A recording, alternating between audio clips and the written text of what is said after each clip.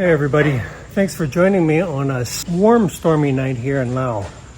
Just started rainy season in the last couple days. I think they call it the mango rains. I noticed something while I get older.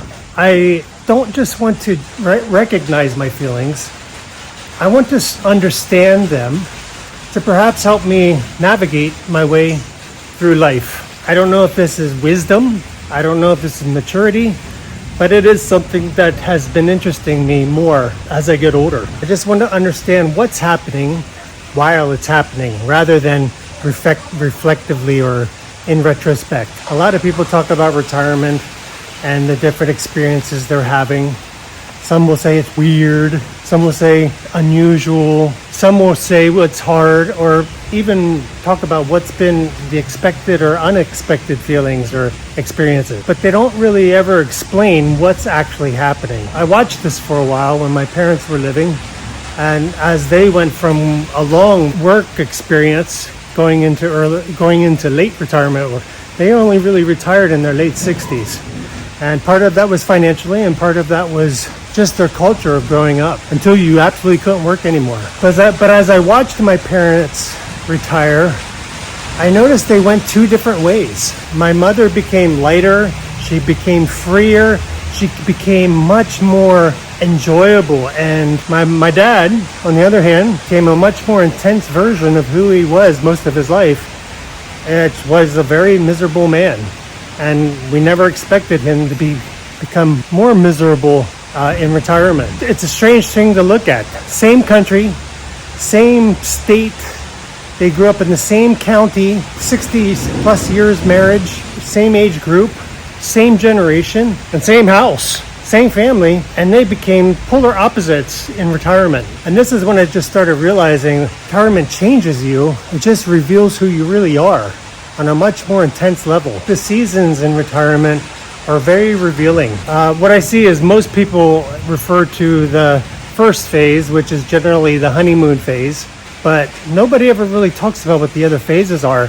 So I had to look them up myself. So after stepping away from work now for about 2 months, I wanted to understand what I was getting into or going into, similar to what I just talked about in the 4 seasons of living abroad, and I wanted to understand the patterns. And basically there are 4 phases of retirement, and understanding them while you're in them can actually help you more than if you try to understand them after the fact. I'm really getting wet now. Wow, great timing with this coming outside. If it starts raining too heavy, I'm going to have to stop. So the first phase, as you already know, it's the honeymoon phase. The research that I did, they call it the Euphoria stage. The freedom phase, the freedom high that you get from not having to report to work anymore. This is when you have no more alarm clock, no more meetings, no more having to wake up early to run to the office. There's no more office politics you need to deal with. There's a sense of almost immediate relief, depending on your work situation. I've won life in a way. I'm free. I remember my first month, I felt very free. And it wasn't a freedom from the work. I actually enjoyed my work. It was the freedom of the office toxicity of having to report to leadership, having to report to anyone at all, just to get permission to do anything. It's a moment when you're like, I'm never going back to that again. When I was still walking through Bangkok, looking at all these schmucks having to walk to work, and I'm like, I'm just walking up to get a haircut at my local barber. I mean, there was a real sense of not being in the matrix anymore. This is a very real phase, and it's earned. Depending on how long you've been working, for me, it's over 30 years. But I felt like I earned it. And, I worked hard to get to this point. It's a victory lap you're kind of making, but the reality is this victory lap doesn't last forever. This first phase, it starts to fade out. It's when you start losing that buzz. And then you enter into the second phase, is what they call the identity crisis. This is life without work. When you start really feeling the impact of not having a structured day. You start realizing, who am I without my job? Who am I without my title? Who am I with not having people rely on me to make decisions? There's a loss of structure. There's a loss of title. There's a loss of kind of respect in some senses. There's a loss of income, of course. You might start immediately having some anxiety over money, which I did. You start feeling adrift. You're like thinking, what am I going to do next? There's some social awkwardness to this stage. The first time someone asks you, so what do you do? It was literally days after I was officially in early retirement. Someone asked me, what do I do? And I'm like, it was hard for me to say I'm retired because I just felt too young to be saying that. And it just felt too fresh. So I just said, I just finished a job and currently unemployed. There was almost a little bit of doubt in the words I was speaking. This is also a time when you're looking at your portfolio. If you didn't retire on millions of dollars, I'm retiring on a modest budget and I don't have $1 million. So yeah, there is some anxiety over what the portfolio is going to look like and what the stock market's going to do in the first couple years, because the first couple years are the most crucial to your portfolio with respect to the market. That's where your investments are. You start realizing how much of your identity was tied to work in this phase. This is also a phase when you might start trying to optimize life. One of the things that I spent probably embarrassingly too much time on, I enjoy making my coffee in the morning. And with the added free time, I was experimenting with my pour over, which I had sitting there for many years and I was excited to start using again. I spent January experimenting with different grinds and different blends of the coffee beans that I buy from a local cafe that has the best coffee I've ever tasted in my life. I spent a month and more than my budget for the coffee on trying to refine my coffee taste and how I like my coffee. How much coffee do I like to drink, and at what grind setting do I prefer the most? And do I like an AeroPress or do I like a pour over?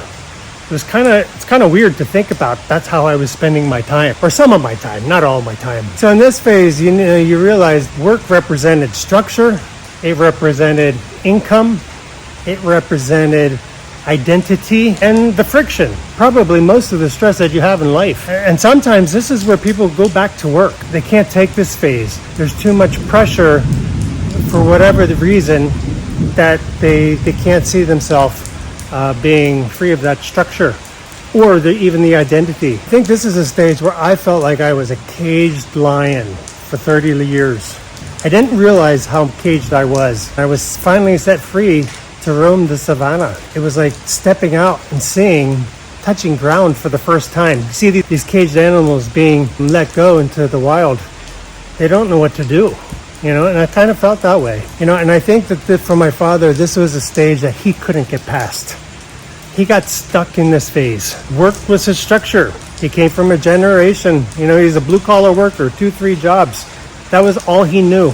That was where his pride was. His identity was in his job, even as a blue-collar worker. A simple security man at one point, an electrician. So he didn't have any specific title. He just had the pride of bringing home the bacon, basically, and providing for his family. But when that outlet was gone, he became a much more intense version of who he was on a normal basis, which was a pretty miserable person. He didn't soften. He didn't get lighter. He just got harder, like a hard-boiled egg. And it was really hard to watch. We thought maybe he'd be free of the stress. He started smoking again.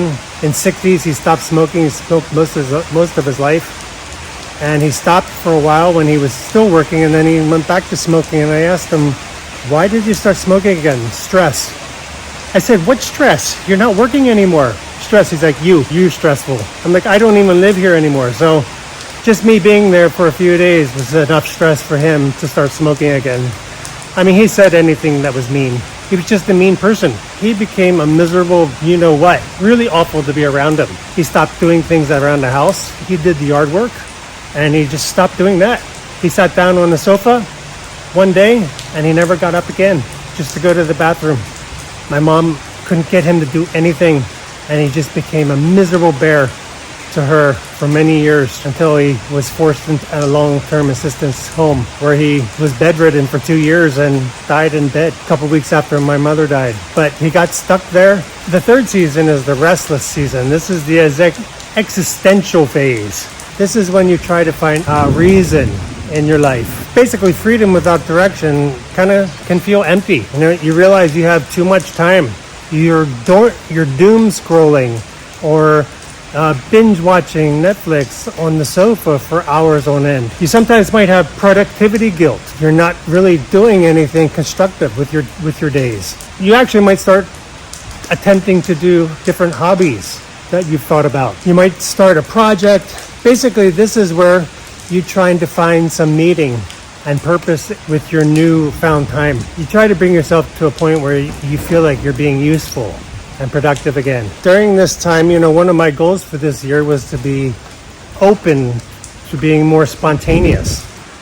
And I found myself resisting that. It was difficult for me to adapt to unplanned visits or to go out and do something when I had to go, when the agency called to say my visa I needed to come now to sign the papers. I got it perturbed. I'm like, you didn't plan that. You didn't call me. You didn't let me know. Why do I have to drop everything? And my wife was there to keep me in check. She's like, you have to be available for them and you're not working anyway. This is one of the benefits for the free time you have now. You can drop things to go and do that and not have to be anxious about it. And I'm like, that really stuck with me. I realized how much control I tried to manage my time because I had to, but I had so little time. Embracing more spontaneity and allowing for that was a real struggle for me because my life was spent trying to be as efficient as possible, as productive.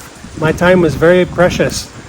And so now I had 24 hours in a day to do something rather than just the 3 or 4 hours in the afternoon and on weekends. If golf is your thing, you realize you can't be golfing 40 hours a week.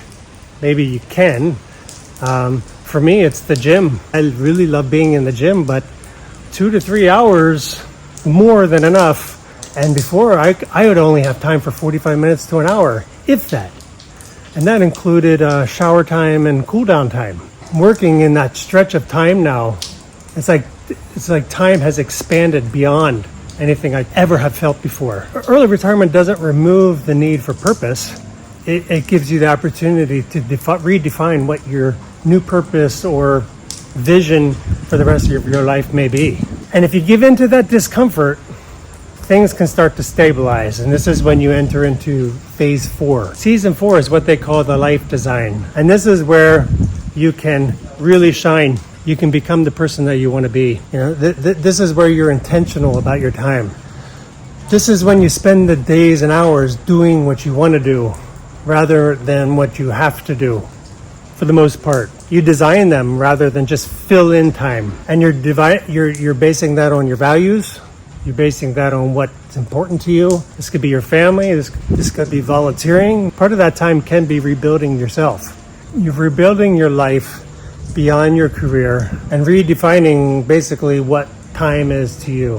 What is enough? So my days when I was working were cramming things into weekends, cramming things in the evenings. Now I'm able to spread out those things to a much more comfortable pace throughout the day. I do a little bit at a time rather than trying to do too much within a short period of time. And I feel much more productive about it. I'm starting to care less about what other people think about me. I'm starting to lose that need to be liked and to be accepted, and this is where I want to spend the time with the people I want to be around. My loved ones and a few close friends that I have here and relationships that I'm building with people. Retirement isn't about the absence of work. It's more about the abundance of choices that you have available to you. Retirement isn't about doing nothing. It's about choosing what you want to do, how you want to spend your time. This is the stage where I saw my mom. She was freer, she was lighter, even more enjoyable and lovely to be around. And she was like a butterfly trapped in a cocoon and finally let go to be who she could be. It was incredible to watch it. It was the freedom that I saw her live in.